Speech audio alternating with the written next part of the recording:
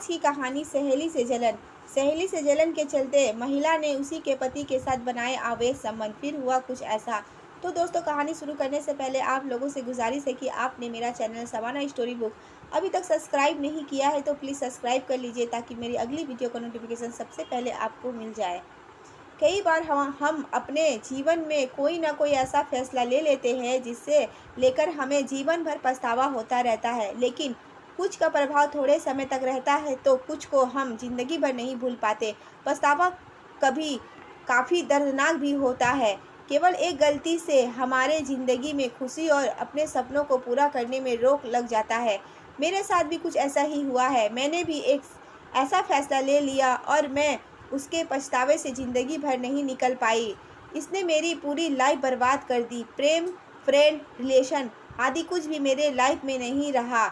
मैंने अपनी फ्रेंड का भरोसा तोड़कर उसके ही पति से शादी की और बाद में मुझे बेहद मुश्किलों का सामना करना पड़ा। मेरी फ्रेंड का नाम साक्षी है। मैं और साक्षी कॉलेज में बेस्ट फ्रेंड थे। वो मेरा सपोर्ट सिस्टम थी और उसके बिना मैं बिल्कुल ही अधूरी महसूस कर रही थी। उसकी पर्सनैलिटी काफ़ी ब्राइट थी और वो बहुत ज़्यादा खूबसूरत भी थी। ये दूसरों को उसकी और बड़ी ही आसानी से आकर्षित कर लिया करती थी। दूसरों के साथ वो काफ़ी आसानी से घुल मिल जाया करती थी।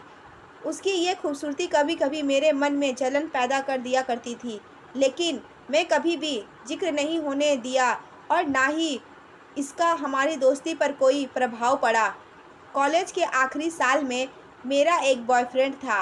एक दिन मैंने उसे साक्षी के मोबाइल पर उसका नंबर टाइप करते देखा। इस बीच दोनों काफ़ी हंसी मजाक कर रहे थे। इसने मेरे मन में दबी हुई जलन को और बढ़ा दिया। मेरे लिए ये सहन करना काफ़ी मुश्किल था कि मेरा दोस्त और मेरा बॉयफ्रेंड फ्लर्ट कर रहे हैं और वो दोनों मुझे धोखा दे रहे हैं। मैंने उससे इस बारे में कोई बात नहीं किया क्योंकि मैं दोस्त नहीं खोना चाहती थी और इसलिए ही मैंने अपने बॉयफ्रेंड से ही ब्रेकअप कर लिया। कॉलेज समाप्त होने के कुछ वर्ष बाद हम दोनों ने एक ही शहर में नौकरी करते हुए मिले और हम फिर से पहले की तरह ही साथ में समय बिताने लगे। हमारा दोस्ती पहले से भी ज़्यादा गहरा हो गया था। हम दोनों साथ में पार्टी करते, शॉपिंग पर जाते और ज़रूरत के समय हमेशा एक दूसरे के लिए मौजूद रहते। असफल रिश्ते में रहने के बाद भी खुद को नॉर्मल ट्रैक पर लाने की कोशिश कर रही थी मैं। इसी बीच मेरी साक्षी के पति से मुलाकात हुई। उसका पति बहुत ही हैंडसम और चार्मिंग था और उसे देखते ही मुझे जलन होने लगा कि साक्षी को इतना अच्छा पति कैसे मिल गया। ये चौंकाने वाली चीज़ नहीं थी, लेकिन मैं उसकी ओर आकर्षित हो रही थी। मैं बार बार यही सोच रही थी कि मुझे इतना अच्छा साथी क्यों नहीं मिला अभी तक। दोनों प्यार में डूबे हुए रहते थे और ये चीज़ भी मुझे परेशान करती रहती थी।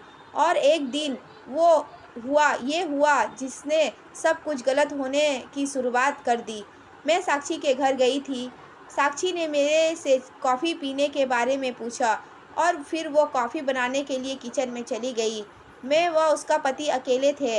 हमारे बीच अजीब सा टेंशन महसूस हुआ और अचानक हम दोनों ने किस किया। हमारा दिल तेज़ी से धड़कने लगा। साक्षी लौटी तो हम लोग नॉर्मल ही व्यवहार करने लगे। उस दिन के बाद मेरा और उसके पति के बीच कॉल और मैसेजेस होने लगे और उसके बाद चीज़ें और बढ़ती गई। एक दिन दोबारा से मैं साक्षी के घर गई। इस बार उसके पति ने मुझे मिलने के लिए बुलाया था और साक्षी किसी काम के लिए बाहर गई हुई थी। हम दोनों ने बेडरूम में संबंध बना रहे थे, तब अचानक से साक्षी आ गई। हमें देखा, उसका चेहरा सफ़ेद पड़ गया और उसकी आंखों में आंसू से भर गई। वो गुस्से से वहाँ से चली गई। मैं कपड़े पहनकर उसके पीछे भागी। उसने मुझे पलट कर देखा तो उसकी नज़रों में मेरे द्वारा दिए गए धोखे का दर्द और दुख नज़र आ रहा था। मेरे कदम वहीं रुक गए। इसके बाद हमारी मुलाकात नहीं हुई। मैंने उससे कई बार कांटेक्ट करने की कोशिश की, लेकिन कुछ काम नहीं आया। दूसरी तरफ मेरा और उसके पति के दरमियान रिश्ते और गहरा होता जा रहा था। उसका पति काफ़ी केयरिंग था और मुझे प्यार चाहिए था।